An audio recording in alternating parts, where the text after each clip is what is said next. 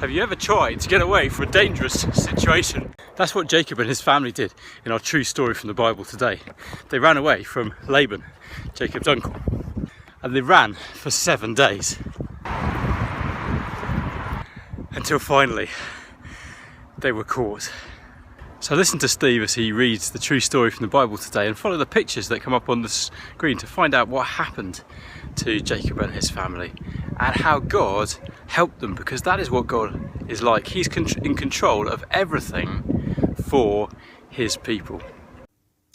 Our reading today is Genesis chapter 31, reading the whole chapter. Jacob heard that Laban's sons were saying, "Jacob has taken everything our father owned and has gained all this wealth from what belonged to our father." And Jacob noticed that Laban's attitude towards him was not what it had been. Then the Lord said to Jacob, "Go back to the land of your fathers and to your relatives, and I will be with you." So Jacob sent word to Rachel and Leah to come out to the fields where his flocks were. He said to them, "I see that your father's attitude towards me is not what it was before, but the God of my father has been with me. You know that I've worked for your father with all my strength, yet your father has cheated me by changing my wages 10 times. However, God has not allowed him to harm me. If he said, 'The speckled ones will be your wages,' then all the flocks gave birth to speckled young.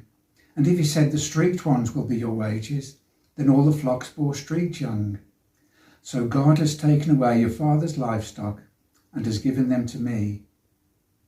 In breeding season, I once had a dream in which I looked up and saw that the male goats mating with the flock were streaked, speckled, or spotted. The angel of God said to me in the dream, 'Jacob.' I answered, 'Here I am.' And he said, 'Look up and see that all the male goats mating with the flock are streaked, speckled, or spotted. For I have seen all that Laban has been doing to you. I am the God of Bethel, where you anointed a pillar and when you made a vow to me. Now leave this land at once and go back to your native land.' Then Rachel and Leah replied, 'Do we still have any share in the inheritance of our father's estate? Does he not regard us as foreigners? Not only has he sold us, but he has used up what he has paid for us. Surely all the wealth that God took away from our father belongs to us and our children. So do whatever God has told you.' Then Jacob put his children and his wives on camels, and he drove all his livestock ahead of him, along with all the goods he had accumulated in Paddan Aram, to go back to his father Isaac in the land of Canaan. When Laban had gone to shear his sheep, Rachel stole her father's household gods. Moreover, Jacob deceived Laban the Aramean by not telling him he was running away. So he fled with all he had, crossed the Euphrates River, and headed for the hill country of Gilead. On the 3rd day, Laban was told that Jacob had fled.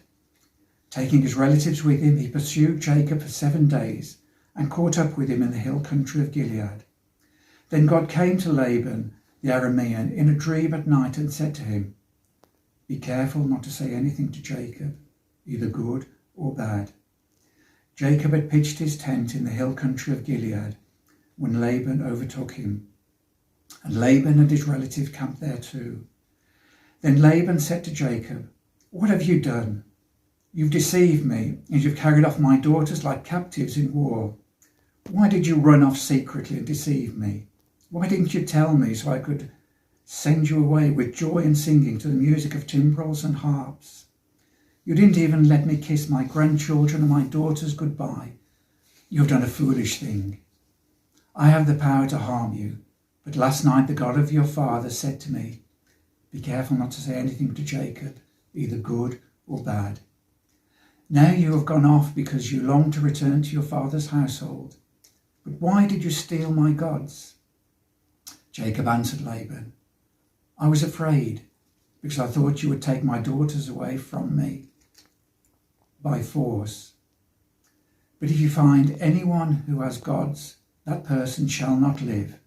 In the presence of our relatives, See for yourself whether there is anything of yours here with me, and if so, take it." Now Jacob did not know that Rachel had stolen the gods. So Laban went into Jacob's tent, and into Leah's tent, and into the tent of the 2 female servants, but he found nothing. After he came out of Leah's tent, he entered Rachel's tent. Now Rachel had taken the household gods and put them inside a camel's saddle, and was sitting on them. Laban searched for everything in the tent, but found nothing. Rachel said to her father, "Don't be angry, my lord, that I can't stand up in your presence. I'm having my period." So he searched, but could not find the household gods. Jacob was angry and took Laban to task. "What is my crime?" he asked Laban. "Have I wronged you that you hunt me down? Now that you have searched through all my goods, what have you found that belongs to your household? Put it here in front of your relatives and mine, and let them judge between the 2 of us. I have been with you for 20 years now. Your sheep and goats have not miscarried, nor have I eaten rams from your flocks. I did not bring your animals torn by wild beasts. I bore the loss myself, and you demanded payment from me for whatever was stolen by day or night. This was my situation. The heat consumed me in the daytime, and the cold at night, and sleep fled from my eyes. It was like this for 20 years I was in your household. I worked for you 14 years for your 2 daughters, and 6 years for your flocks, and you changed my wages 10 times. If the God of my father, the God of Abraham, and the fear of Isaac had not been with me, you would surely have sent me away empty-handed.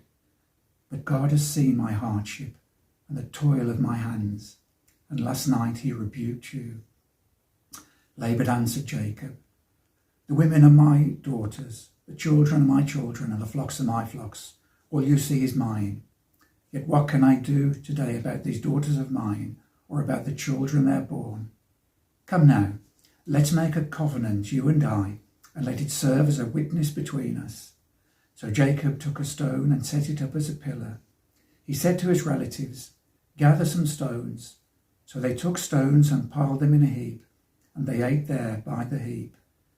Laban called it Jegar Sahadutha, and they ate there by the heap. And Jacob called it Gilead. Laban said, "This heap is a witness between you and me today." That is why it was called Gilead. It was also called Mizpah, because he said, "May the Lord keep watch between you and me when we are away from each other. If you mistreat my daughters, or if you take any wives beside my daughters, even though no one is with us, remember that God is witness between you and me." Laban also said to Jacob, "Here is the heap, and here is the pillar I have set up between you and me. This heap is a witness, and this pillar is a witness, that I will not go past this heap to your side to harm you, and that you will not go past this heap and pillar to my side to harm me. May the God of Abraham and the God of Nahor, the God of their father, judge between us." So Jacob took an oath in the name of the fear of his father Isaac. He offered a sacrifice there in the hill country and invited his relatives to a meal. After they had eaten, they spent the night there. Early the next morning, Laban kissed his grandchildren and his daughters and blessed them. Then he left and returned home.